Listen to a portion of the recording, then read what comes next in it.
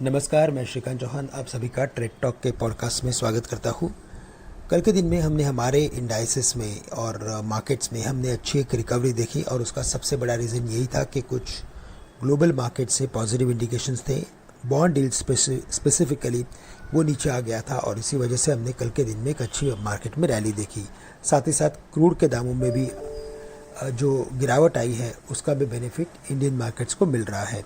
हमारे मार्केट्स ने कल लगभग 19,580 के लेवल्स को रीच करने के बाद एक प्रॉफिट टेकिंग का फॉर्मेशन बनाया और आज भी हमें लगता है कि 19,600 से लेकर 650 के रेंज में हमें कुछ पोजीशंस को कम करना ज़रूरी है।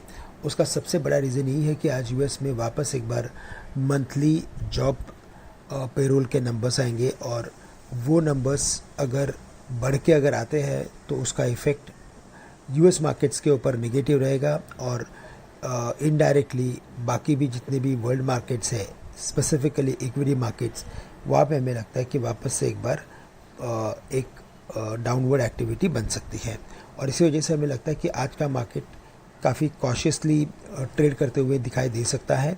Mid cap small cap stocks में शायद तेज़ी बन सकती है, बट अगर अपने पास अगर कोई भी लिवरेज लॉन्ग पोजीशंस हो तो उसे 19,600 से लेकर 650 के रेंज में कम करना एडवाइजेबल है। सपोर्ट्स में 19,400 450 ये इंपॉर्टेंट सपोर्ट लेवल्स है। 19,500 तक मार्केट में हमें लगता है कि अगर करेक्शन आता है तो शायद वो संभल सकता है, लेकिन 19,500 के नीचे 450 तक के लेवल्स मार्केट में बन सकते हैं।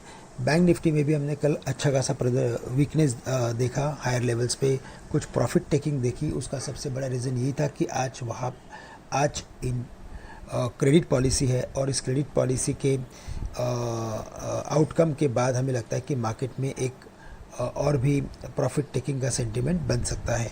तो हायर लेवल्स पे हमें कॉशियस रहना काफ़ी ज़रूरी है। 44,400 44,600 के लेवल्स बैंक निफ्टी के लिए रेजिस्टेंस के रहेंगे और सपोर्ट्स के लिए 44,100 से लेकर 43,800 के लेवल्स नज़र आते हैं। हमें जो ब्रॉडर इंडाइसिस को छोड़ के अगर किसी और इंडाइसिस पे बात करनी है तो हमें लगता है कि रियल एस्टेट स्टॉक्स पे ध्यान देना है। डीएलएफ, लोढ़ा, प्रेस्टीज, इन स्टॉक्स के ऊपर फोकस कीजिए। इन सभी स्टॉक्स में हमें लगता है कि रिवर्सल मोमेंटम बन सकता है और मिड कैप आईटी कंपनीज़, यहाँ पे हमें लगता है कि कुछ मोमेंटम दिखाई दे सकता है। ब्रॉडली हमें लगता है कि लार्ज कैप से ज़्यादा कुछ मिड कैप और स्मॉल कैप कंपनीज़ में आज के दिन में कुछ हमें मोमेंटम देखने मिल सकता है। तो दोस्तों, आज के लिए बस इतना ही। आप सभी से मैं आज के लिए विदा लेता हूँ। धन्यवाद।